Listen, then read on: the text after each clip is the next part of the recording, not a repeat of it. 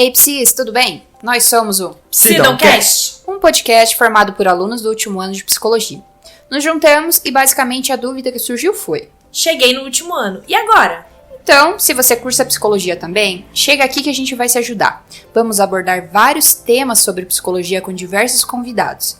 E hoje, no nosso primeiro episódio, falaremos sobre psicologia clínica. Bora lá?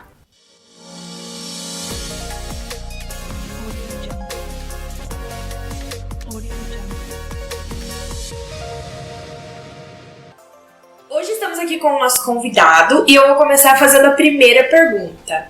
Pablo, quais são suas formações? Formações é bom no plural, né? Eu sou formado em Psicologia pela Federal do Paraná, tenho especialização em Gestão de Recursos Humanos na Uninter, fiz meu mestrado em Comunicação e Linguagens pela Tuiuti e estou terminando meu doutorado em Psicologia Clínica na Federal do Paraná. Olha que bacana! Então hoje a gente separou algumas temáticas como a psicologia clínica, né? E a primeira pergunta que surge é: o que é psicologia clínica e qual é o percurso dela? Eu acho essa pergunta fantástica, porque a gente nunca se faz. 80% dos psicólogos formados no Brasil trabalham com clínica e eu garanto para vocês que eles não sabem responder essa pergunta. E a outra parte da pergunta, né, qual que é o percurso, tem um caminho tão longo que a gente pode perguntar qual que é o percurso da história da psicologia clínica, que é um percurso muito comprido também, e até do percurso profissional, né? Então, eu, psicólogo, qual o percurso que eu tenho que percorrer para poder chegar lá. Então, mas isso que você falou é uma dúvida engraçada, porque quando você fala que a maioria dos profissionais não sabe descrever o que é psicologia clínica, você acha que isso se deve pela falta de uma conceituação de fato desse tema? Você acha que os profissionais não sabem como chegam a refletir a respeito disso, ou é um tema tão amplo assim, tão denso que não cabe em palavras para você descrever de uma forma simples? A resposta para isso é complexa também, porque a história é uma história complexa. A gente não tem... Para você ter uma ideia, eu acho até complicado a gente saber definir o que é psicologia, quanto mais psicologia clínica. A psicologia ela surge numa época onde a gente tem preocupações, mas ela surge com interesses diferentes e com objetivos diferentes que se transformam ao longo da história. Então, o que era psicologia no ano de 1875, quando o Leibniz começa, o James começa a fazer psicologia, é uma coisa bem diferente do que é psicologia em 1963, 62, quando ela foi oficializada no Brasil, que é uma coisa diferente do que é a psicologia hoje. E a clínica, ela reflete um pouco disso, porque ela é uma forma específica de a gente poder pensar a psicologia. Então, já começa a dificuldade da gente pensar o que é psicologia, né, para depois a gente poder entender o que é psicologia clínica. Então vamos tentar fazer diferente. Eu acho que tentar montar um raciocínio assim. O professor acha que existe diferença entre o atendimento clínico e a psicologia clínica? Na sua visão, são dois conceitos diferentes, duas coisas diferentes? Como que funciona isso? Excelente pergunta. Sim, tem diferença. Psicologia clínica é uma coisa mais ampla do que só o atendimento. E é importante a gente conseguir fazer essa diferenciação. Até porque clínica por clínica, ela não é uma exclusividade da psicologia. Sim. Né? Qualquer profissão, qualquer pessoa pode fazer um atendimento clínico de qualquer área. Se eu for num pedicure, a profissional vai estar fazendo um atendimento clínico do meu pé para, sei lá, cuidar de unha encravada, só para arrumar um calo. A clínica em si, esse atendimento individualizado, especializado, desse interesse, né? Até a palavra em português inclinar-se vem da mesma base da clínica, tem a ver da pessoa que está deitada no leito, onde o profissional chega e se inclina para poder falar com essa pessoa. Pode acontecer em qualquer lugar. No geral, a gente fala de clínica como oferecer atendimento particularizado, individualizado, que no campo da psicologia ganha uma esfera própria dos atendimentos, né, psicológicos, que muitas vezes são confundidos com a psicoterapia. Né? A psicoterapia como uma forma de se pensar psicologia clínica. Mas a clínica, pela própria configuração do espaço, ela é um pouco mais ampla do que só o atendimento, do que só a psicoterapia. É uma confusão até interessante de se fazer. No senso comum, por exemplo, quando as pessoas falam em psicanálise, elas pensam no atendimento clínico. Sim. Vou fazer uma psicanálise, vou procurar uma psicanálise, qualquer coisa assim, eles pensam no atendimento clínico. Quem estuda sabe que psicanálise é uma coisa muito mais ampla do que só a prática psicanalítica E a prática psicanalítica é bem diferente do atendimento clínico psicológico, né, individual. Mas no senso comum acaba tendo essas confusões, e o mesmo acontece com a própria atendimento clínico e a prática clínica.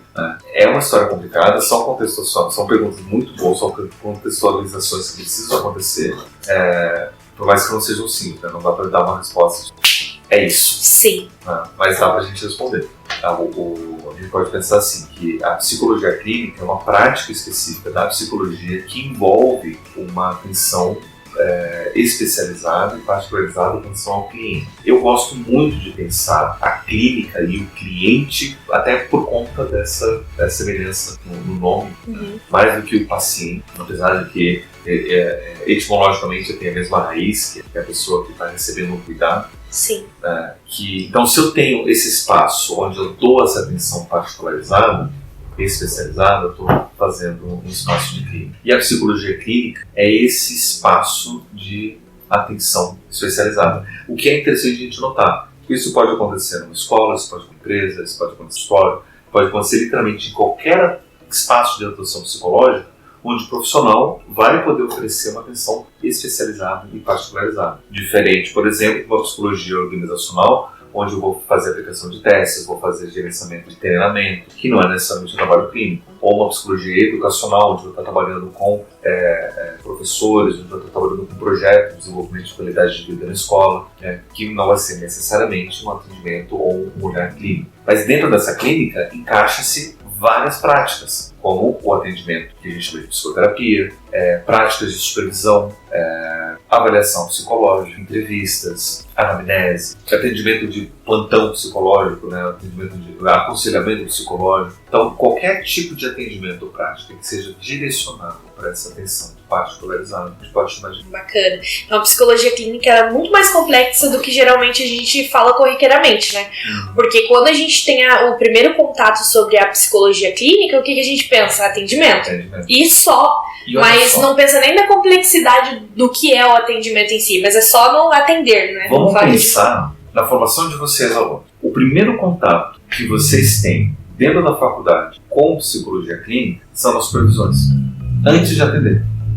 O espaço de supervisão é um espaço clínico, porque é um espaço onde o professor está tendo, enquanto profissional, dando uma atenção particularizada diante das demandas e dificuldades de vocês enquanto alunos. Isso é uma atenção clínica. O espaço da supervisão já é um espaço. É um espaço onde eu estou me colocando nessa relação de receber um cuidado e até mesmo de poder ajudar os meus colegas que talvez possam ter dúvidas, dificuldades também com relação a isso, e a gente poder trabalhar essas questões. É ali que a gente começa a ter o contato inicial. E o interessante é que essas supervisões elas podem acontecer desde o primeiro ano de faculdade. Quando você tem práticas de estágio básico que exigem supervisão, você está tendo ali, naquele espaço da supervisão, uma experiência clínica. Quando nas aulas de avaliação psicológica a gente aprende como aplicar um teste, a gente aprende essas questões, a gente está também aprendendo. Antes de fazer o primeiro atendimento no estágio do último ano, a gente já está tendo experiências. É bem antes de você ter o contato com o cliente em si, né? O preparo também tem a ver com isso. E aí a recomendação que a gente sempre dá, que se quer trabalhar com psicologia, faça terapia também. Sim. Você se coloca na experiência clínica enquanto cliente. E desde o primeiro ano você pode ter toda essa formação, todo esse preparo, para que quando você chega na sua vez de estar como clínico, você já tem um pouco mais de bagagem nesse manejo, nesse próprio espaço. É engraçado olhar dessa perspectiva, porque a gente escuta desde o início da formação a necessidade de a gente se portar como profissional a partir do momento que a gente se matricula como, né, uma pessoa que se pretende formar como psicólogo. Que muitas vezes a gente não dimensiona que a gente não vai ser psicólogo a partir do momento que a gente pegar o nosso CRP em mão. Né? Então, quando você fala que desde os primeiros estágios lá, a gente já tem contato com esse ambiente, né, da psicologia clínica e tudo, as nuances, né, que existem nesse meio, a gente já tem que levar com seriedade desde esse ponto, porque todos eles fazem parte desse contexto. Sim. Eu já posso pensar ao contrário. Né? Você fala de já tem que ter uma atitude profissional no momento que você começa a faculdade. Eu digo que a gente nunca perde a atitude de estudante, mesmo depois de formado. E o espaço da clínica, principalmente o espaço de supervisão clínica, ainda é um espaço de estudo, é um espaço de aprendizagem. E aí eu gosto até de pensar que até mesmo a própria especificidade da clínica psicológica aproxima muito uma questão desse cuidado e da educação deixar ele muito próximo. Ou seja, quando eu estou cuidando do outro, o outro também está aprendendo sobre si, está para a vida, está descobrindo coisas. E não é só aquele cuidado passivo de receber alguma coisa e sair de lá, entre aspas, melhor, mas sim de que a pessoa está ativamente construindo alguma coisa para a sua vida e que não deixa de ser muito diferente dos processos de aprendizagem. Então a gente está constantemente aprendendo, a gente está construindo enquanto estudantes nesse campo. Então a gente poderia considerar que a psicologia clínica ela não tem só importância para a formação acadêmica, mas para a formação pessoal e profissional também, né? Porque a todo segundo a gente está tendo contato com alguém, está aprendendo e o outro também. Então é uma troca. Sim.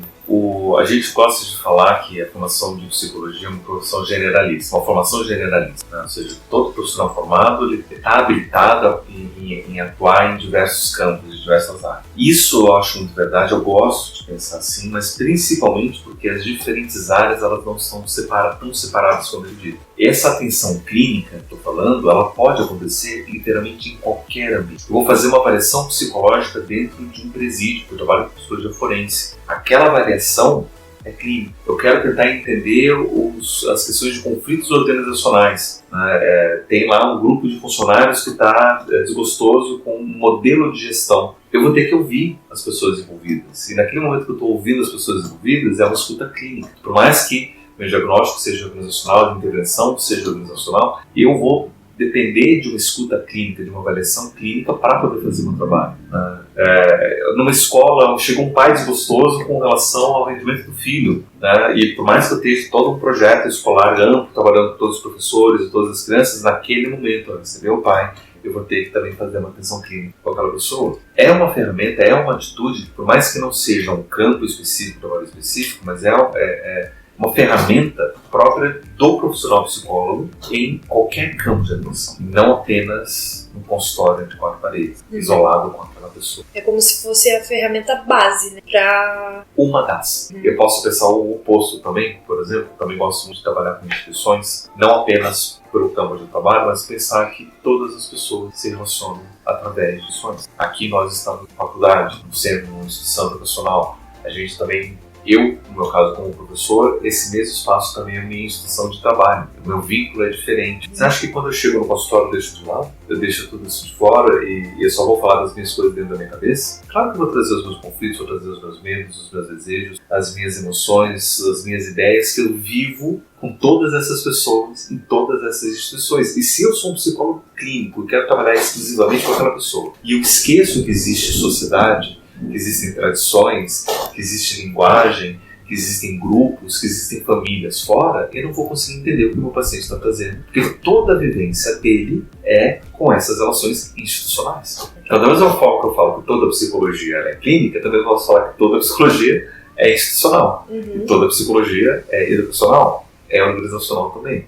Por isso que eu gosto de pensar que a formação da psicologia ela é generalista. Porque todas essas formações ajudam todas as nossas partes. Por mais que a gente se especialize num campo específico, como na clínica, ter todo esse conhecimento é importante também para a gente poder fazer melhor o nosso trabalho. Bacana.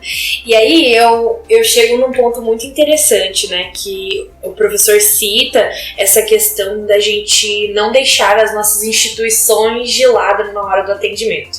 E aí a gente toca num ponto muito sensível. Porque assim, é normal que o estagiário ou o profissional clínico ele sinta insegurança ao realizar o atendimento, né? Principalmente se são os primeiros.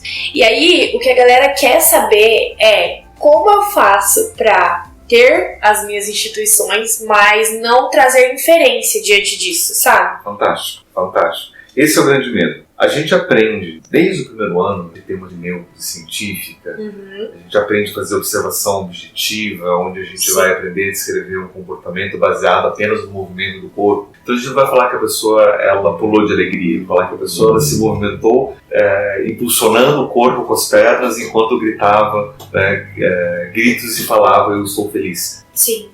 Então as inferências, a gente aprende como tentar tirar qualquer tipo de inferência. Eu já digo o seguinte, não dá, é impossível. Porque até mesmo essa posição de naturalidade já é uma inferência. É uma inferência de um suposto lugar onde o psicólogo profissional deve se portar, imaginando que isso trará um resultado diferente de qualquer outro. Não dá. A gente pode fingir que dá, mas não dá. Tem gente que diz que tem Tá? Eu ouvi, deve ser anedótico, não deve ser verdade isso, mas eu ouvi que tem profissionais, por exemplo, que vão bem vestidos, vamos supor que vão de terno e gravata atender os clientes, e eles têm 5 pares de terno e gravata, sendo que ele tem um conjunto para segunda, um para terça, um para quarta, um para sexta, justamente para que aqueles pacientes que vão naquele dia sempre vejam ele com exatamente a mesma roupa todas as semanas, para tentar ser o mais neutro possível naquele meio. Mas aí se torna uma entidade menos acessível. Qualquer coisa, eu não sei. Pra mim, eu juro pra você que eu quero acreditar que é anedota isso daí. Que alguém exagerou alguma coisa. Que ninguém de fato faz isso. Mas se estão contando uma coisa assim, é porque pelo menos na cabeça de alguém passa que é necessário manter essa neutralidade, esse afastamento. Eu já digo que não tem como. Eu acho que depende muito de profissional para profissional, né? Porque, por exemplo, eu gosto muito de ter esse contato humano. Sim. E eu acho que quando a gente coloca um padrão, por exemplo, usar as mesmas roupas exatamente no dia do atendimento, eu começo a pensar que vira algo robótico e não tão humanizado. E aí entra em questão, será que tá tendo aquele acolhimento humanizado, sabe? Posso pensar, por exemplo, que isso é um caminho para um atendimento mais técnico, mais especializado. E o que o aspecto humano, inclusive tem toda uma discussão que remonta até o século XIX, de qual que é a interferência humana na ciência, na produção do conhecimento, no rigor do que a gente está fazendo, né? Que o aspecto humano muitas vezes atrapalha, e até a gente pode inferir que o que a gente está tratando é esse aspecto humano, que está sofrendo, que está doente, que a gente precisa ter uma asepsia, um médico, por exemplo, ele não vai se vestir de qualquer jeito, ele tem um uniforme para poder tratar, que isso vai ser uma intervenção invasiva, ele tem que ter uma limpeza, um afastamento necessário. E o próprio checar, né, tem sintomas, né? Tem um protocolo a ser seguido, tudo para poder trazer segurança para o trabalho. Eu posso alegar tudo isso. E aí é que vem um pouco da primeira pergunta que eu falei, que tem muito mais problema com a resposta, né? Como que a gente entende essa clínica, qualquer própria clínica, história, porque a gente traz muito do imaginário da nossa prática direto da medicina. Muito disso que eu trouxe para vocês, desse afastamento, desse rigor, dessa neutralidade, desses protocolos, eles são ferramentas super importantes e necessárias para muitas práticas médicas. Vamos pensar numa cirurgia, por exemplo. O médico que chega numa cirurgia e ao mínimo não lava as mãos, ele está colocando a vida do paciente em risco. Sim. O médico que não se preocupa em ter um tempo para cuidar da própria vestimenta antes de entrar no centro cirúrgico, está colocando a vida. O médico que não segue os protocolos básicos de saúde, de atenção, tipo, eu vou fazer uma cirurgia amanhã às 8 da manhã, por pelo menos, sei lá, 12 horas não vou beber, porque eu não quero correr o risco de estar minimamente embriagado. Né? Então ele tem que ter uma atenção protocolar, um cuidado específico para poder dar conta do seu paciente. A psicologia clínica nasce dessa atenção médica, porque os primeiros clínicos eles eram médicos, e junto com a ciência psicológica que estava nascendo no final do século XIX, muitos desses médicos utilizavam as pesquisas de psicólogos para aplicar nos seus trabalhos. Então, eu quero saber, o meu paciente está com problema de memória, então vamos ver o que os psicólogos falam sobre memória, o que eles estão pesquisando, e eu pego esse conhecimento e aplico dentro do meu atendimento psicoterapêutico, dentro da psicoterapia médica, dentro da clínica médica. Só que como que o médico vai diferenciar a prática da psicoterapia médica que ele está fazendo e um atendimento médico de rotina dentro do rigor que a medicina exige? Ele não vai diferenciar porque ele é médico e o rigor que ele aprende ele vai aplicar em todas as suas práticas. Mas isso é por conta de uma questão e uma preocupação médica. Quando o psicólogo começa a fazer esse trabalho, a partir dos anos 50 apenas, a gente precisa entender que nós não somos médicos, o nosso objetivo não é médico, o nosso interesse não é médico. E nós temos uma ciência e uma preocupação próprias que vão nos dar as ferramentas necessárias para saber qual que é o nosso objetivo profissional dentro do nosso trabalho clínico. E é essa preocupação que eu não vejo os psicólogos ter, porque eles estão pegando o histórico da clínica, que é da medicina, e reproduzindo na clínica psicológica. Por isso que tem aquela pergunta, nossa, mas qual que é a diferença do atendimento do psiquiatra e do psicólogo? O psiquiatra dá remédio, pelo menos. Vamos entender direto com ele, o psicólogo não dá remédio. Mas o nosso interesse não é o mesmo, o nosso objetivo não pode ser o mesmo, porque nós somos profissionais diferentes, com preocupações e olhares diferentes, que podem trabalhar juntos, podem ser complementares, mas a princípio são diferentes. Então, esse cuidado de entender qual que é a base psicológica para a clínica psicológica é o que a gente não tem. E é aí que entra também entender que como a gente... E aí eu vou defender o meu lado também. Eu trabalho como psicólogo humanista defendo que a psicologia deve ser humanista, inclusive isso deve ser a grande força da psicologia, porque os outros campos da saúde estão buscando uma humanização que foi perdida ao longo da história delas, e quem pode proporcionar essa humanização é a psicologia, se a gente se reconhecer humanista. Então, a gente tem toda uma base humanista para a psicologia. Pode pensar o ser humano como centro em qualquer momento e em qualquer abordagem. E se a gente tem isso, a primeira coisa que a gente vai entender é que humanos nos relacionando com outros seres humanos de uma maneira integralmente humana. Não existe neutralidade, não existe afastamento. Só que para isso tem que existir muito cuidado com a maneira como eu vou cuidar, justamente para que eu tenha um mínimo de atenção para as demandas do outro, para que as minhas questões não trabalhadas não interfiram no desenvolvimento da outra pessoa. Mas não tem como eu dizer que eu não vou afetar. Eu vou afetar. Minha mera presença ali, o que eu vou estar falando, a maneira como eu vou estar permitindo que a pessoa fale vai afetar.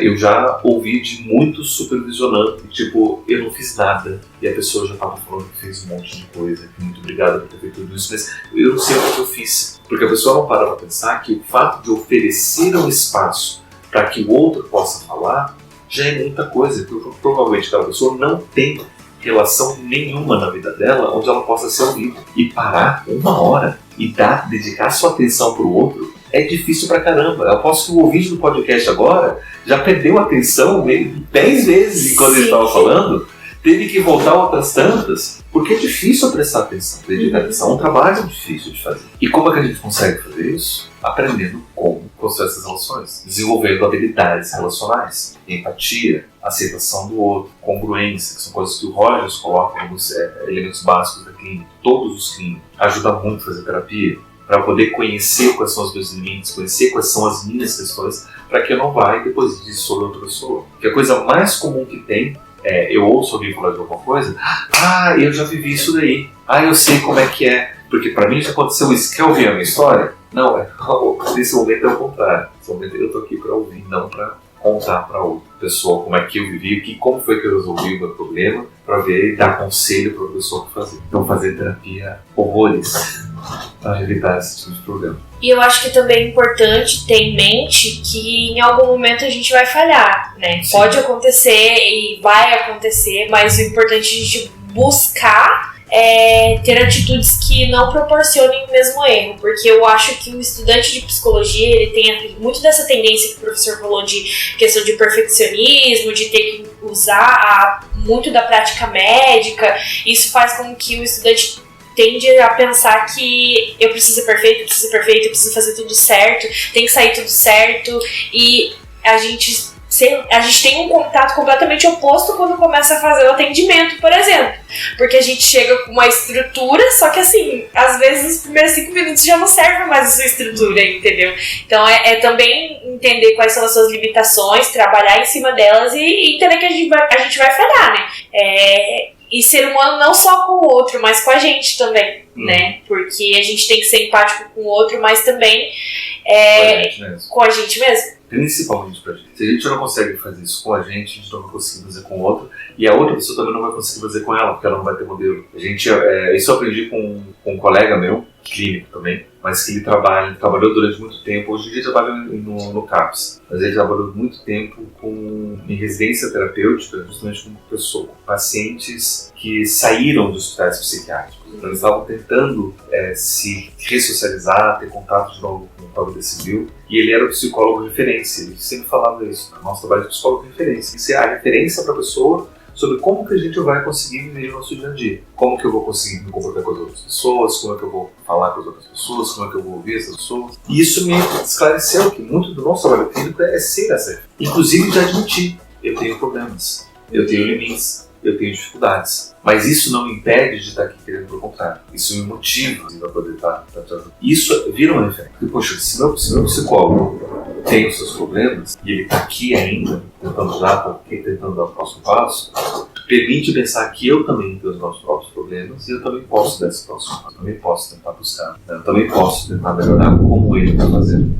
Sim. Ou seja, ouvinte do podcast, você pode errar. Isso. Deve errar. E é por isso que eu digo, na nossa prática não é a prática da medicina. A medicina não pode errar. Porque quando um médico comete um erro, a diferença entre ele a vida. pode matar o paciente por uma Sim. ação, né, uma inação dele ali, porque ele comete um erro. Não que a nossa prática não tenha os mesmos, ela tem. Já aconteceu muita desgraça, profissionais psicólogos que não souberam como lidar com as dificuldades dos pacientes. Mas a gente pode e deve partir de um outro olhar, que não é o olhar que eu estou tentando encontrar uma doença para fazer uma intervenção e proporcionar uma cura. Porque esse não é o lugar da psicologia. Tudo que a gente estuda para aprender como que o ser humano ele é na sua plenitude, desde o momento do seu nascimento até o momento que ele morre. Como que ele se desenvolve, como que ele aprende, como que ele manifesta quem ele é através da sua personalidade, como ele se relaciona com as outras pessoas. Se a gente tem isso como base da nossa ciência, e a gente tem uma matéria, duas sobre psicopatologia para saber maneiras diferentes que a gente estuda o sofrimento, mas não é só isso, a gente estuda várias outras coisas, Sim. é para a gente poder usar isso também na nossa clínica. Entender que aquela pessoa que está na nossa frente está aprendendo, está vivendo, está desenvolvendo, está chorando, e o nosso trabalho é tentar facilitar que ela possa ser quem ela de fato é. Se a gente tem um olhar humanista da psicologia, pensar não humanista enquanto abordagem que a gente aprende nas aulas, mas humanista enquanto atitude de considerar o ser humano como centro, essa centralidade do ser humano não é o transtorno, não é o sofrimento, não é o sintoma, não é o problema que ele tem nos outros, é o cliente como um todo, toda a sua complexidade, toda a sua vida, todo o seu desenvolvimento, todas as suas relações. E ali quando ele apresenta, eu estou com esse sofrimento e minha vida só está girando em torno desse sofrimento, o que a gente tem que pensar? Que a gente tem que resolver o sofrimento? Não. A gente tem que permitir que esse sofrimento não atrapalhe todo o resto da vida. Às vezes é um sofrimento que não tem como livrar. E aí eu vou dar um exemplo. Claro que a ideia é do luto.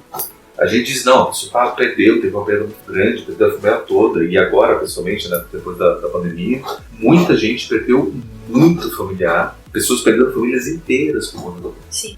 E é uma dor monstruosa. Você enganar a pessoa dizendo, vamos fazer terapia porque você vai livrar esse luto, é mentira. É uma dor que não vai sumir. O nosso objetivo não é identificar o luto, intervir sobre ele para eliminar o luto, porque o luto não é um problema. Eu acho muito interessante quando o professor faz esse tipo de paralelo, porque uma confusão que existe às vezes é até criar rivalidades entre profissões, né? Mas a partir do momento que o aluno, independente do curso, ele compreende que a gente se complementa, né? A gente entende que a prática, né, médica, enfim, ela vislumbra uma certa forma de atuação, porque a gente está falando de algo biológico, né? A gente está falando de um braço quebrado, existe um procedimento ao qual eu vou agir nesse braço, Sim. de uma forma com que eu vou conseguir fazer com que ele se torne mais saudável.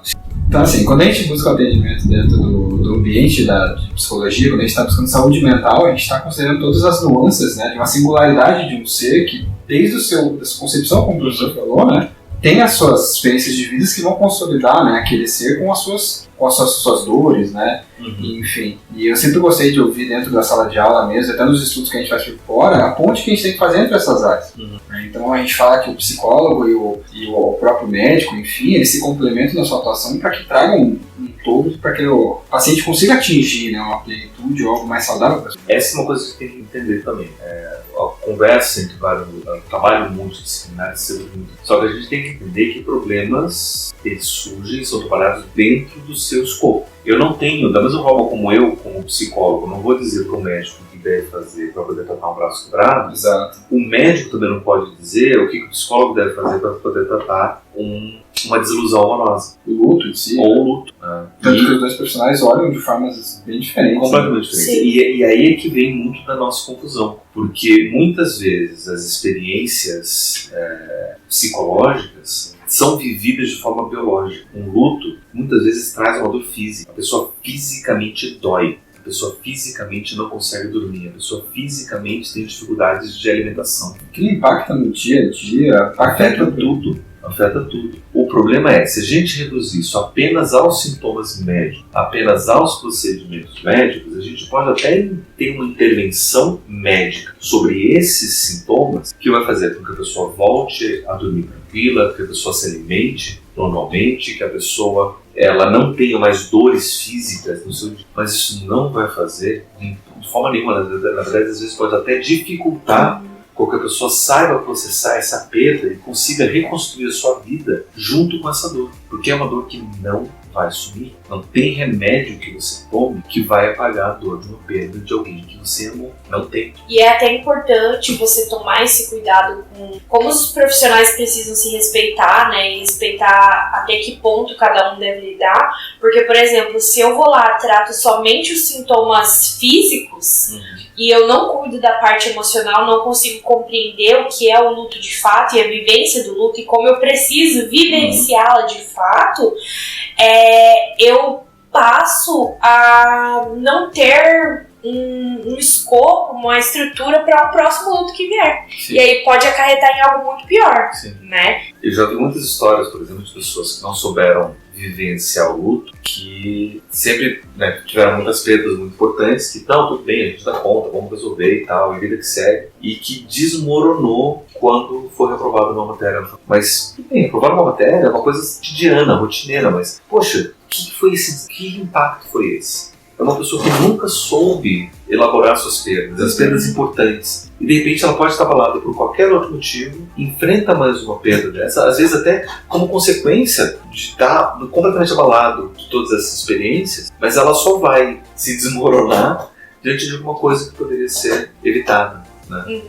Eu poder trabalhar e conversar com o professor, ou estudar um pouco melhor para as provas, ou até trancar a disciplina antes, sabendo da minha dificuldade. Tem N alternativas. Mas o fato de eu não entender esses processos dessa experiência de vida dificulta. E aqui é que vem também a importância da gente poder entender a nossa prática centrada na pessoa, né, no cliente. Aqui não estou querendo fazer propaganda do Rogers, né, da abordagem centrada no cliente, até porque eu não trabalho com essa abordagem, mas se a gente entende que o nosso foco é esse, a gente não vai estar preocupado em eliminar uma dor, vai estar preocupado em ajudar o sujeito a se encontrar na sua própria vida. Às vezes são tantas dores, são tantas perdas que ele se perde e não sabe. É interessante quando a gente começa a prestar atenção no que o cliente conta, no que o cliente relata sobre ele, a gente consegue identificar que muitas vezes ele não aparece no próprio relato. Ele fala sobre, sei lá, o dia no trabalho. Ele vai falar do chefe, vai falar do colega, vai falar do outro cara que roubou o trabalho do outro, vai falar da luz que acabou, vai falar da dificuldade do trabalho, mas e ele? Qual que é o papel dele? Quem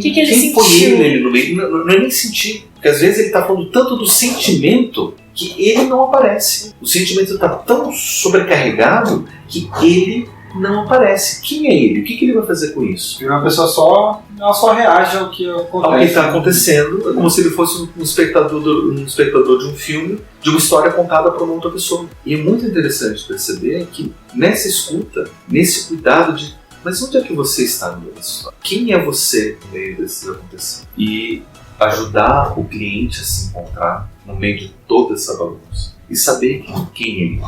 Porque às vezes a grande dificuldade está que ele acredita que ele precisa fazer alguma coisa. Por quê? Porque alguém disse. Então não é a história dele, é a história dessa pessoa que falou. Ah, você tem que fazer isso. Ah, você tem que se declarar. Mas eu não sou dessas pessoas. O que eu tenho que me declarar? Porque alguém disse que eu tenho que me declarar. Daí eu tento, me frustro, não consigo, eu sou um fracasso. Vamos entender. O que está acontecendo? Que história é essa que você está contando? A história de uma pessoa. Então vamos ouvir e vamos entender. Como se você contaria essa história. O que você precisa fazer para contar a sua história? Poxa, às vezes eu preciso pedir uma ajuda. Mas sempre me disseram que eu não posso. Mas, e você? Poxa, eu pediria. Eu até aconselho as pessoas que precisam de ajuda. Então pensa. É um próprio movimento de se encontrar, né? Sim. A própria ação de você buscar se entender naquele meio. É a ideia da gente devolver a humanidade para a pessoa. Independente do meio que ela está permeando. Em todos os meios. Por isso que eu digo que toda a nossa prática psicológica é uma prática clínica. Porque quando eu estou numa escola e tem um aluno com dificuldade de aprendizagem, não é porque ele é burro ou porque qualquer coisa. É porque muitas vezes ele não está vendo sentido naquilo que ele está aprendendo. Porque muitas vezes o professor não está ajudando o aluno a entender que aquilo faz parte da vida dele. Ou o aluno está tendo dificuldade de relacionar aquilo com o resto que ele está aprendendo. E um bom trabalho clínico vai ajudar o aluno a encontrar protagonismo dentro do seu processo educacional. A mesma coisa dentro do trabalho, que é um momento muito mais difícil. Porque boa parte das nossas relações de trabalho, a gente literalmente está fazendo coisa para outras pessoas. E a gente só está lá para levar xingão e receber salário no final do mês. Um bom trabalho clínico vai ajudar o sujeito a encontrar o protagonismo dele. Por mais que esteja lá só apertando parafuso, ou preenchendo planilha do Excel, ou ouvindo xingão de cliente o tempo todo, né?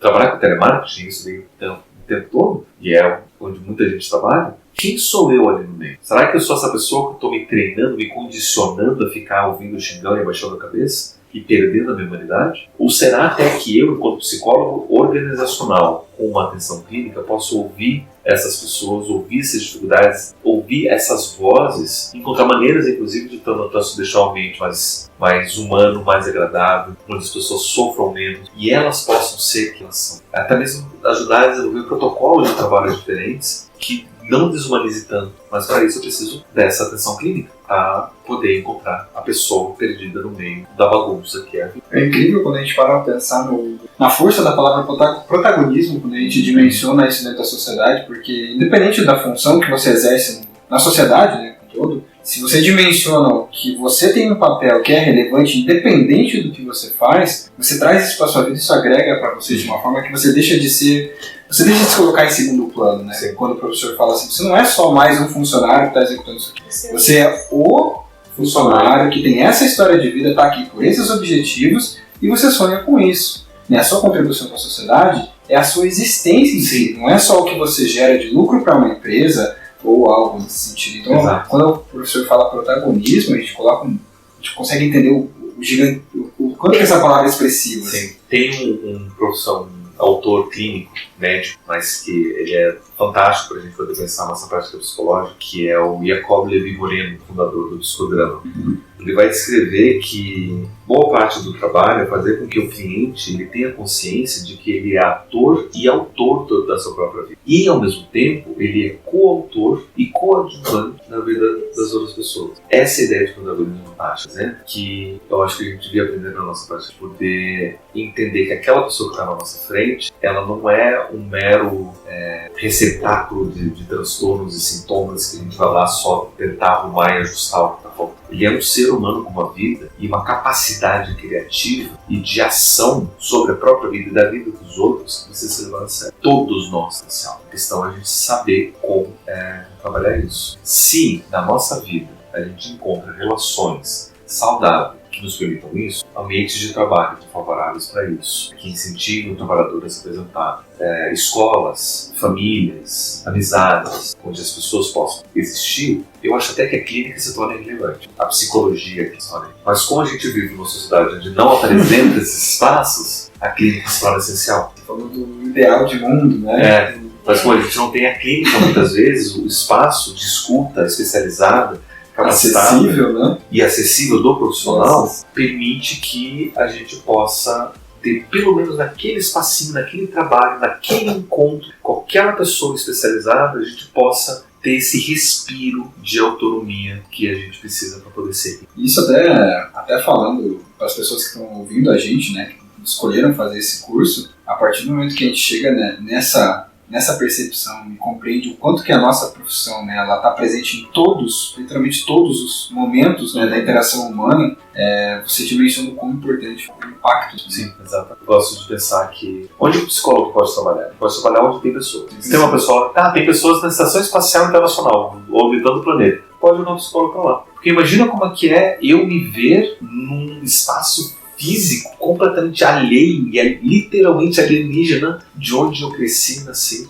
sem gravidade, sem noção de cima para baixo, sem noção de dia e noite, né? Como é que eu vou ser nesse meio? Como é que eu vou me desenvolver? Como é que eu vou me descobrir e me criar ali? O psicólogo claramente pode estar trabalhando no espaço, junto dos astronautas, ou no fundo do mar, junto dos mergulhadores. Por que não? Onde tem pessoas, a gente pode ter um psicólogo ajudando as pessoas não se esquecerem de que elas são humanas. E é bem importante, né, essa questão de não esquecer o quanto você é humano, porque eu acho que a gente fica muito nessa questão de que existem processos e precisam ser cumpridos e tudo isso fica muito pesado pra gente enquanto estudante mesmo de psicologia, né? E aí eu volto a perguntar, é uma pergunta bem básica, eu acho que todo mundo, assim, para pensar quais são as atitudes que eu tenho que ter que são dispensáveis no atendimento, onde eu consiga relacionar a teoria à prática e ainda assim conseguir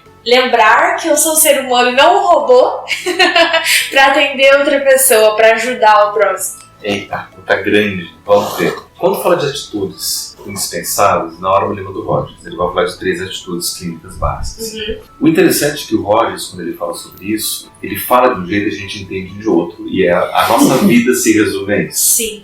Rogers, ele diz que a gente precisa ter empatia, congruência e aceitação positiva e incondicional. São 3 atitudes que o Rogers vai observando e pesquisando atendimentos clínicos de colegas, gravações dele mesmo na época não, ele vai observar depois dele, mas ele vai iniciar pesquisando de vários médicos, de vários clínicos, ele tem interesse de saber o que naquele espaço funciona.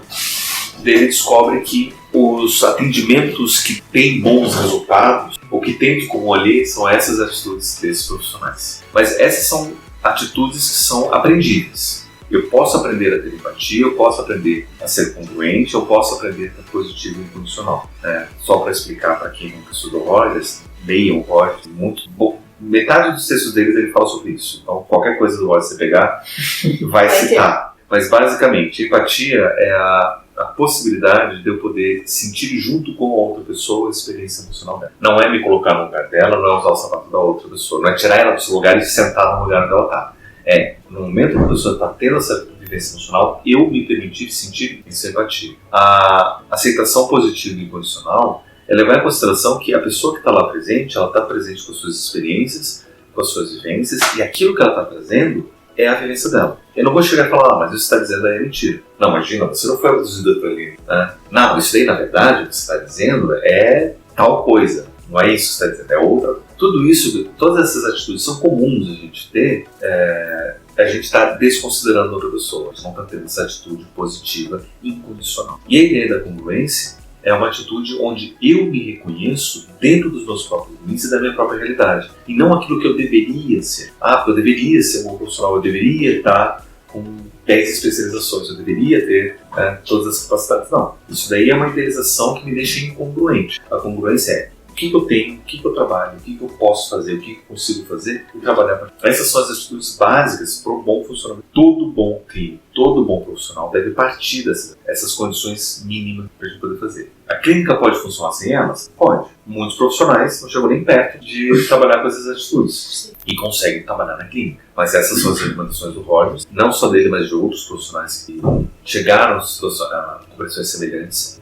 de forma autônoma, que são importantes para a gente poder ter. Mas para além delas, que são atitudes que eu enquanto profissional, devo trabalhar, mas aí, complementando sobre outro que eu achei fantástico, de aproximar teoria de prática e dar sentido para tudo isso. Uma outra atitude que eu acho importante de ter é uma ideia que é muito trabalhada por um autor brasileiro fora da pessoa, chamado Paulo Freire, que trabalha com educação, que ele vai trabalhar com o conceito de praxis dentro da educação, porque na educação a gente acha que é só teoria, né? A gente só está aprendendo conteúdo e não tem prática. E ele trabalha muito com esse conceito de prática profissional, que a gente não tem como aprender uma teoria se não tem uma prática envolvida. E ao mesmo tempo, toda a prática ela depende de um direcionamento teórico para poder dizer o que vai fazer. A ideia da praxis é a ideia de reconhecer que toda prática e toda teoria são interdependentes e se modificam o tempo todo. Se a gente entende que a nossa atitude ela não é teórica, a nossa atitude ela não é prática, mas a nossa atitude ela é uma praxis, a gente vai entender que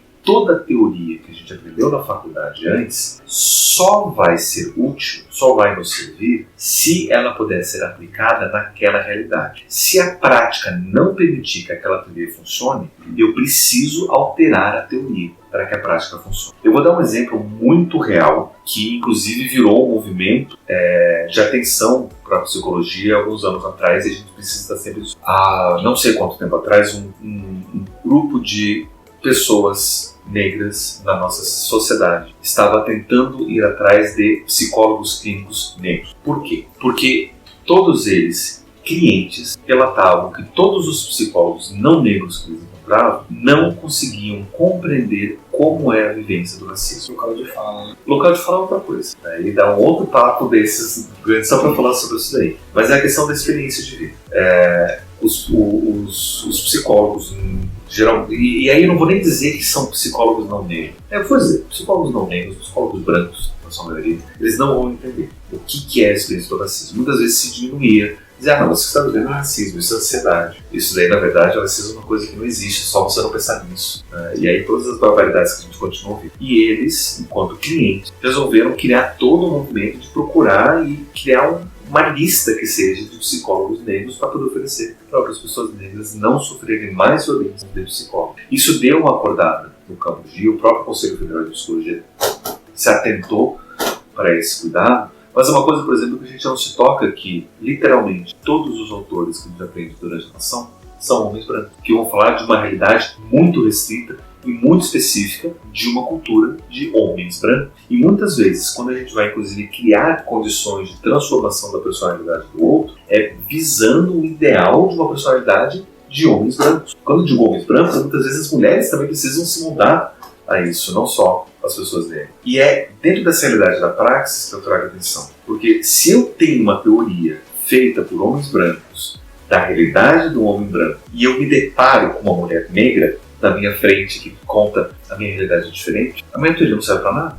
Eu preciso ter essa noção de que a minha prática, ela precisa necessariamente alterar a minha teoria também. Aquilo que eu estou vivendo com a pessoa, às vezes tem mais valor do que aquilo que eu aprendo. Quem vai dizer isso de uma forma muito explícita dentro da clínica é o psicólogo suíço Carl Jung, que ele vai dizer que se eu estou diante de um fenômeno que a teoria que eu tenho não dá conta, eu abandono a teoria que eu tenho e fico com o fenômeno. Ou seja, fico com a pessoa, fico com a realidade que a pessoa está me apresentando. Depois eu me preocupo com a teoria. A teoria é secundária. A teoria vai me ajudar a chegar até a pessoa, mas se a teoria não está me ajudando porque a pessoa está me descrevendo uma realidade da qual eu não conheço, eu não vou forçar a pessoa a se encaixar naquilo que eu sei. Eu sei lidar com ansiedade, então qualquer coisa que você falar vai ser ansiedade para mim, porque eu sou especialista nisso. Não, a pessoa está me mostrando uma realidade da qual eu não conheço, eu vou deixar isso de lado e eu vou ouvir a outra pessoa, para que essa prática transforme aquilo que eu sei. E aquilo que eu sei possa transformar, porque depois eu vou poder levar para o meu espaço de estudo, para o meu espaço de supervisão, para a minha própria terapia, para os meus espaços de transformação teórica, repensar isso, reaprender e aí levar para a minha prática de alguma coisa transformada. Não tentar encaixar, né? Não tentar encaixar a teoria na prática, nem a prática na teoria, mas entender que a gente está sempre transformando teoria em prática. Essa é uma outra atitude, pensar na praxis, na nossa clínica, na nossa prática, não como prática, mas como praxis, necessariamente transformando teoria em prática. Não, parei para pensar realmente em cima disso, porque a gente acaba não parando para dimensionar, quando a gente não reflete muito do que a gente tenta, por mais que a gente, dentro do espaço da clínica, a gente aprenda durante a formação que a gente tem que dar voz, tem que dar atenção para o que está sendo trazido para aquele espaço, a nossa interpretação está sendo feita com base na nossa vivência. Sim. Né? Então, muitas vezes a gente tem decisões e pontos de partida, de raciocínio equivocados, né? E a gente não para refletir isso com uma frequência que é o que deveria acontecer. Né? A gente não escuta isso mesmo que você está trazendo. Obviamente, na formação a gente acaba tocando, né, esses pontos quando a gente discute nuances dentro da sociedade, mas a gente não para discutir isso dentro do ambiente no geral. Né? Como que a nossa visão interfere na interpretação do que está sendo dito. Mas se a gente já tem uma atitude de praxis, e não de teoria que direciona a prática, eu vou entender que toda essa minha bagagem, naquele momento não serve para nada. Eu vou ter que deixar de lado. Ou você como deixa eu gosto de ser engessado, né? Daí eu gosto da frase do Jung, que diz, né, sabe todas as teorias, conhece todas as técnicas, mas diante de uma alma humana, seja apenas uma alma humana. Né? Isso são coisas importantes, mas assim, naquele momento não está ajudando, deixa de fora. Para que não atrapalhe, né? Para que não atrapalhe. Fique com a relação. E nessa relação, a gente aprende coisas, a gente traz de novo, se transforma, se modifica. E essa talvez seja a atitude mais importante de todas. Se eu quero que o outro se transforme, eu tenho que estar disposto a me transformar também. Se eu acho que já estou completo, já estudei tudo que eu tenho que estudar, já aprendi tudo que eu tenho que aprender, eu consigo lidar com todos os problemas, é aí que eu não vou conseguir trabalhar. Eu tenho que estar disposto a me transformar junto, porque a outra pessoa vai estar me mostrando uma realidade que eu nunca vi antes na vida, e ninguém mais vai ter esse privilégio de ver aquela realidade daquele sujeito. Imagina o privilégio que é eu poder ouvir aquela história daquele jeito que ninguém mais no mundo vai ouvir. É engraçado quando a gente para pensar desse jeito, né? O quanto que a gente é especial. Sim. Tudo que permeia a nossa vida. Todas as nossas vidas têm um valor. Se a gente consegue ter um espaço para isso, poder ouvir essas histórias, poder ouvir essas vidas e mostrar para a pessoa que está contando e vivendo isso, que ela também tem valor, que ela é fantástico. A gente não precisa ter um impacto na vida de 7 bilhões de pessoas, ter uma transformação global gigantesca. Basta que a gente consiga entender quem somos nós. Né? Quanto que a nossa vivência interfere no próximo. Até nas relações pequenas, de falar bom dia para a pessoa que eu encontro na rua, o nosso colega de trabalho, em vez de dar um xingão nele, eu segurar e falar desculpa e vida que segue, por mais que ele mereça aquele xingão naquele momento, sabe? Pequenas atitudes, pequenas transformações são muito importantes. E eu poder ouvir isso, eu poder entender, interagir, criar, é fantástico. É fantástico como a psicologia, ela deixa essa porta aberta para que eu tenha essa vivência de tocar na experiência do outro, de ouvir a experiência do outro, e se eu não souber sobre aquilo, eu pesquisar depois. Porque a gente vai ter ali algo contínuo. Então isso possibilita que se eu não sei agora, tudo bem, eu só vou escutar. Sim. É isso que você disse, deixar a teoria de lado, eu vou escutar, abraçar o fenômeno e talvez em algum momento, se for pertinente, que também não precisa ser sempre, eu buscar alguma coisa que me embase. A gente acha que a gente só faz como se fosse uma coisa muito fácil, mas escutar de fato, atentamente, empatia, com congruência, com essa consideração positiva e incondicional, é muito difícil. Não é todo mundo que consegue. Por isso que eu sempre tenho muito medo nesses campanhas de Setembro Amarelo, que as pessoas falam, não, você tem que saber que você não está sozinho. Qualquer coisa, me procura na DM, conversa comigo, desabafa comigo, e aí você... perigo disso? É perigoso, porque não é todo mundo que dá conta de ouvir e de dar atenção. Às vezes é pior, porque a pessoa, eu não tenho o que mais falar, a pessoa tá abrindo a DM, eu vou lá e mando mensagem pra ela. Então posso desabafar? Claro, vai, desabafa, tô aqui pra você. E aí a pessoa conta a vida,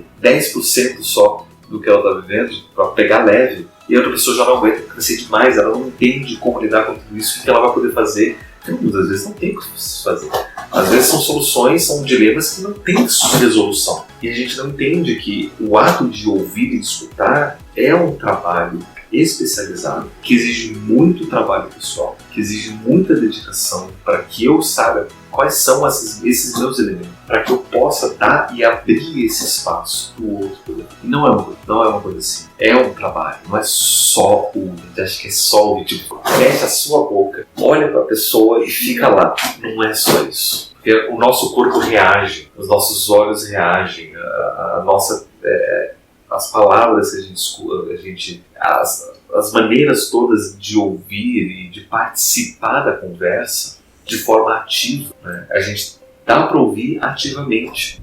A gente poder apontar, eu estou ouvindo, eu estou dando atenção para você, você está trazendo isso daqui está me mobilizando dessa forma. É essencial nesse processo. Eu queria aproveitar o assunto para pedir uma opinião até. Dentro das redes sociais, muitas vezes a gente se depara com comentários no sentido assim, a pessoa posta um story lá, andando de bicicleta, minha terapia. A pessoa posta um story fofocando com as amigas, minha terapia. Comendo comida oriental, minha terapia. Cabeleireiro, minha terapia. Então, e isso, as pessoas, obviamente que a gente tem uma questão de senso comum, enfim, né? Mas a diferenciação do que é terapia e do que é terapêutico, né? Você parar, dedicar 5 minutos do seu dia para escutar o seu amigo desabafar sobre o trabalho, isso é muito bom, você está sendo um bom amigo.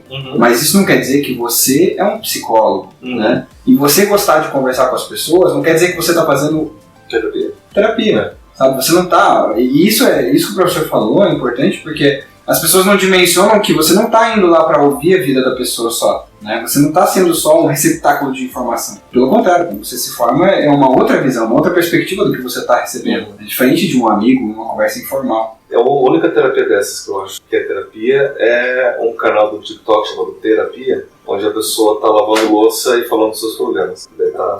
Histórias de terapia tem terapia. E é a única dessas aí que eu entendo como terapia, literalmente. Mas a gente precisa entender o que é terapia. E muitas vezes a clínica psicológica ela não é terapêutica, né? Ela não tem esse objetivo de fazer uma terapia, mas não deixa de ser clínica e não deixa de ajudar.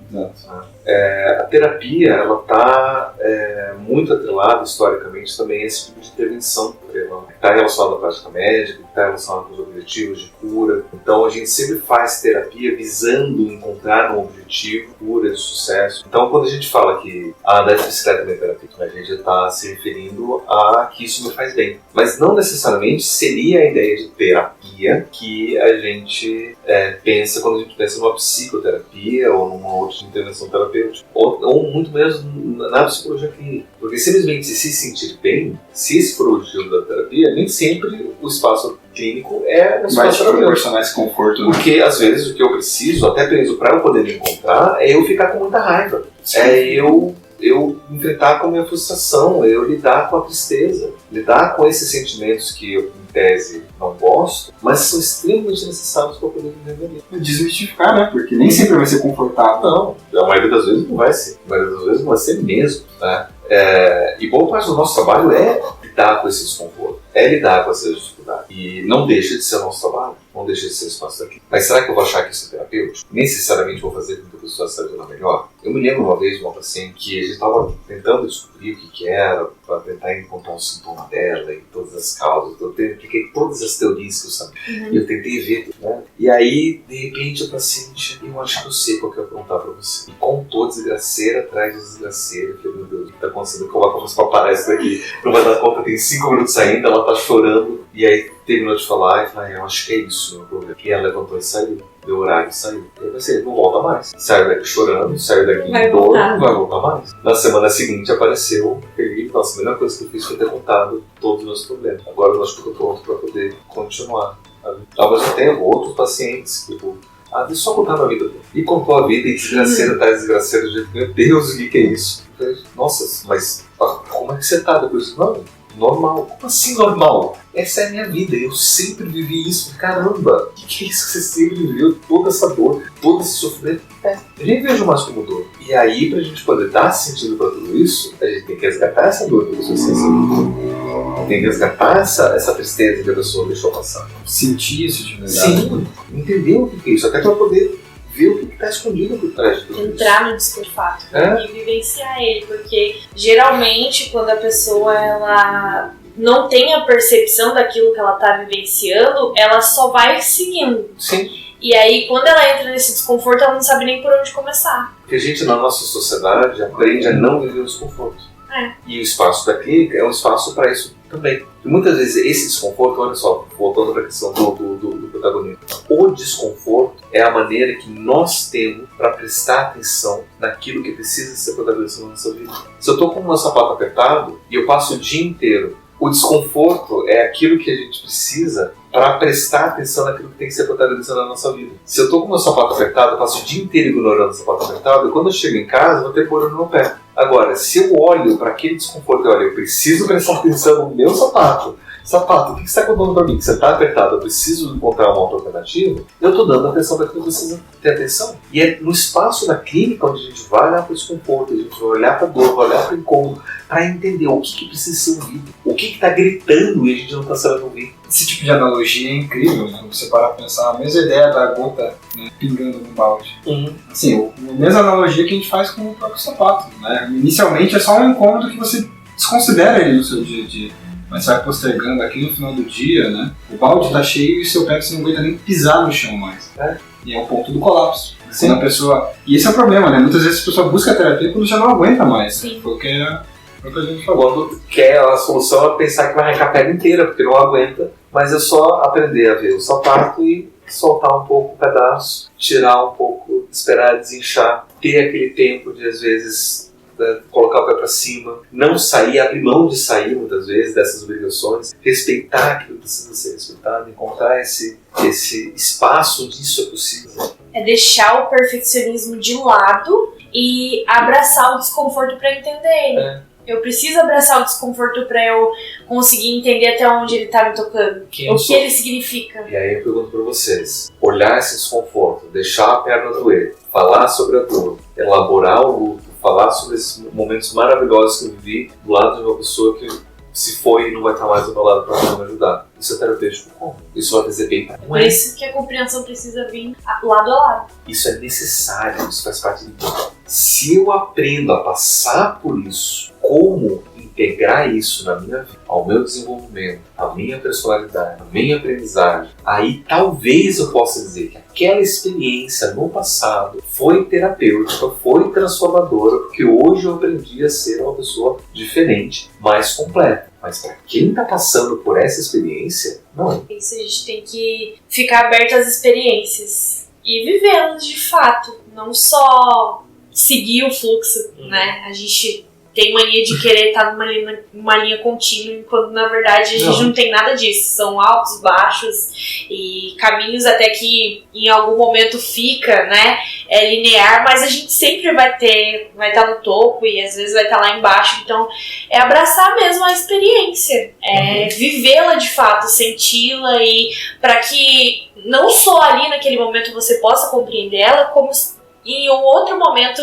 se acontecer alguma coisa que possa interromper essa vivência, você entender como foi antes de ser interrompido e como vai ser daqui pra frente após a interrupção. É isso. E o espaço da clínica é um espaço onde pode permitir o jeito se observa mesmo desse caso. Por isso que o ouvir não é só ouvir. O que o ouvir é oferecer a referência para que a própria pessoa se ouça, se perceba, tenha consciência e a gente saiba também o que a gente está ouvindo. A gente estuda 5 anos no curso para aprender um monte de coisa, para perceber que aquilo que a pessoa está vivendo tem a ver com desenvolvimento, tem a ver com inteligência, tem a ver com emoção, tem a ver com aprendizagem, tem a ver com as diferentes relações, com as diferentes instituições, com os grupos que ele faz parte, tem a ver com tudo. São ferramentas nossas de escuta para entender o valor, né? Hoje mesmo, uma paciente chegou para mim e falou: não, mas eu vivi tal coisa, e de repente eu percebi que talvez as minhas amigas estivessem me excluindo porque aconteceu tal coisa. Mas eu parei para pensar: não, isso daí é só coisa que passa pela minha cabeça, né? 2 dias depois estava tudo normal e eu achei que era só coisa da minha cabeça. Eu trabalho com inclusão e acessibilidade, eu vejo a realidade de pessoas que são ativamente excluídas, eu sei que isso é sério pra caramba. Se eu estudo e eu entendo que a exclusão é uma realidade, eu consigo ouvir aquela minha paciente falando daquele momento de exclusão e saber: peraí, tudo bem que você teve condições de reverter o quadro, mas naquele momento isso é sério. Naquele momento isso foi extremamente importante para você. Você passou por uma dor que você teve como lidar, mas é uma dor real que você precisa aprender a valorizar, e eu estou valorizando junto com você. Vamos ouvir direito isso. Por isso que o só escutar não é só escutar. Toda uma bagagem gigantesca de estudo, de preparo, de atitudes, de treinamentos pessoais, de aprendizados, de técnicas, de possibilidades que permitam que, diante de uma fala, eu consiga, inclusive, ouvir aquilo que você diz e dar espaço para aquilo que precisa ser falado mesmo assim. Eu queria fazer um paralelo, tá? Você tem uma pós em gestão de RH. Sim. Correto? Muitas vezes a gente acaba se deparando com discursos, né? Por exemplo, vou dar um exemplo de um stand-up que eu ouvi recentemente, né? Onde a pessoa lá estava procurando um psicólogo na plateia. E ele fez uma piada, assim, mas eu tô falando psicólogo de verdade, não esses de RH. Né? Mas quando a gente faz um gancho, né, a gente faz uma ponte com essa sua fala aí, eu queria só que você comentasse, né, desse seu tempo de experiência, quando a gente para dimensionar que às vezes uma troca informal num café dentro do escritório impacta na vida daquela pessoa, impacta na vida dela dentro da família e no desempenho dela no trabalho, né, e isso tudo faz parte da atuação do psicólogo. Então, quando a gente olha para esses outros espaços de trabalho psicológico, e aí voltando para aquela ideia de que toda a nossa prática ela é necessariamente clínica, a gente vai dar aquela atenção para o professor, a gente tem que entender não só naquele momento, naquele recorte, porque aquele recorte pode ser extremamente significativo para tudo na vida nossa, mas tem que pensar também numa ideia de continuidade. Porque o recorte em si mesmo, se não tiver continuidade, ele não é nada. E aí eu me lembro de uma história também de um ator que estava contando que um pouco antes da pandemia, ele foi num café e conversando com a pessoa do café, uma mulher do café, eles tiveram uma troca muito bonita, muito bacana, né? E ele ficou muito, né, movido com isso, e aí ele, na hora de ir embora,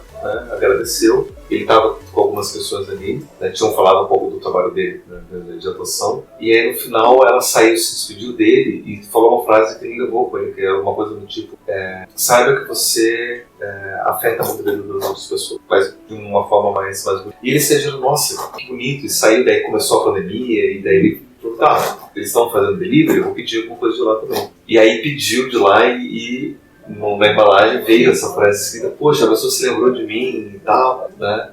Que bacana. Daí acabou a pandemia, eu só vou voltar para esse café, vou ver se eu encontro essa pessoa de novo, foi um encontro tão bonito. E aí quando ele estava saindo, voltando pro café, ele viu uma outra pessoa saindo com uma sacola e estava escrita essa frase na sacola. E aí chegou lá no café direito e prestou atenção que essa frase é tipo o slogan da loja do café. Ou seja, mudou completamente toda a relação por conta da continuidade, ou no caso da falta de continuidade, do que estava esperando. E a mesma coisa pode acontecer no RH, por exemplo. Né? Você está lá tomando café, o psicólogo está lá ouvindo, e a pessoa vai lá e desabafa uma coisa, o psicólogo vai lá e percebe, faz uma intervenção pontual e fala uma coisa, não se preocupe, vai estar tudo bem. E vida que segue, naquele momento, poxa, o psicólogo me ouviu, ele me deu atenção, então vai estar tudo bem. Só que se o profissional não leva adiante, não faz acontecer, não dá continuidade para aquela demanda, se torna tão vazio quanto qualquer outro diálogo e não serve de absolutamente nada. E não servindo para absolutamente nada, é como se nada tivesse acontecido. Então a fala dele, a intervenção dele, não teve efeito, não teve continuidade. A gente pensa muito nos recortes, e a gente esquece de pensar no contínuo, esquece de pensar que a vida das pessoas é esse contínuo.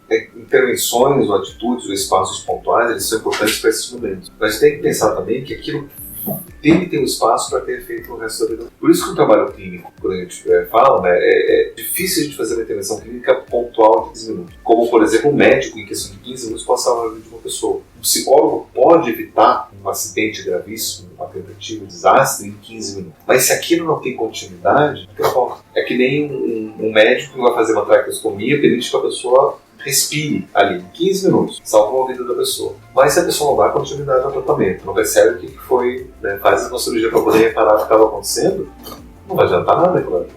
É até interessante retomar uma fala no começo lá, e algo que até recorrente a gente escutar dentro do curso, muitas vezes, que não tornar o cliente, né, só um objeto.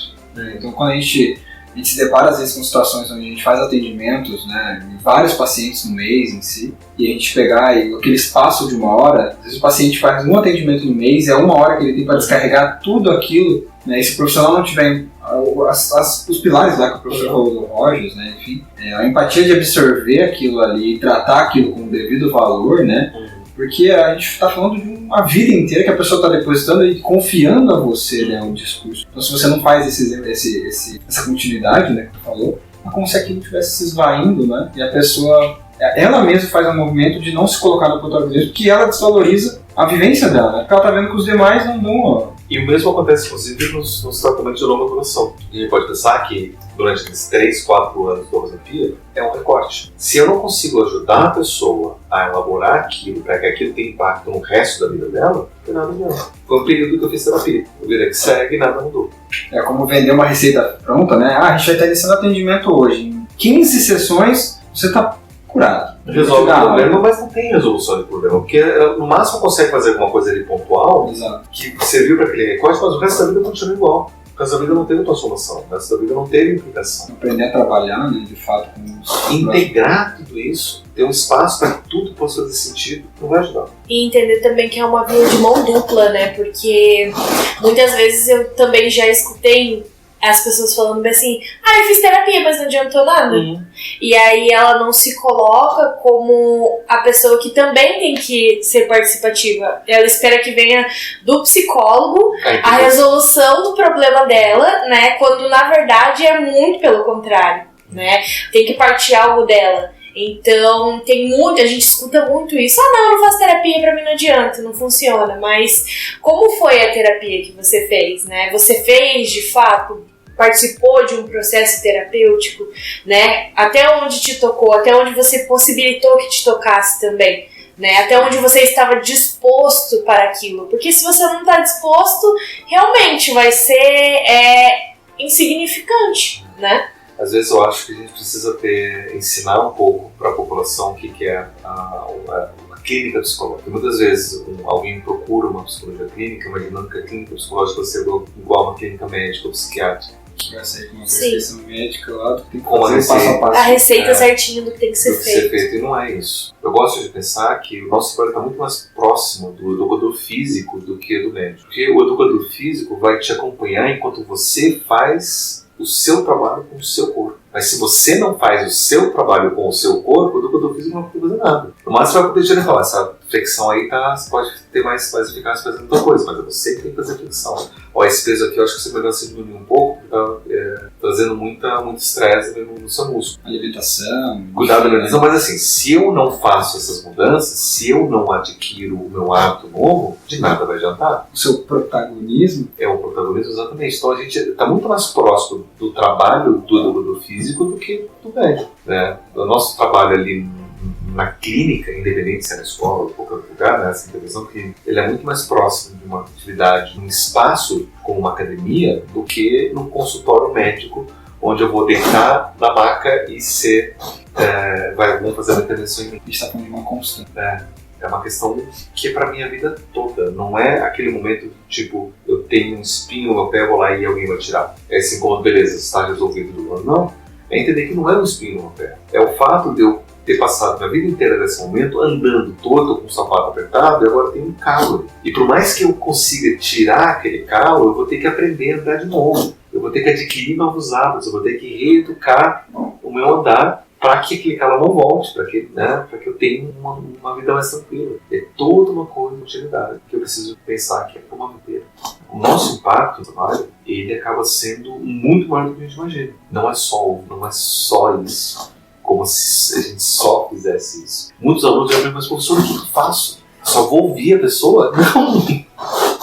Não é só ouvir, porque o ato de ouvir é um ato gigantesco que eu estou fazendo. Muito mais complexo do que não falar. Então, prof, acho que pra gente fechar com chave de ouro o podcast, o nosso primeiro episódio, qual dica você deixa para os alunos? Vamos pensar aqui.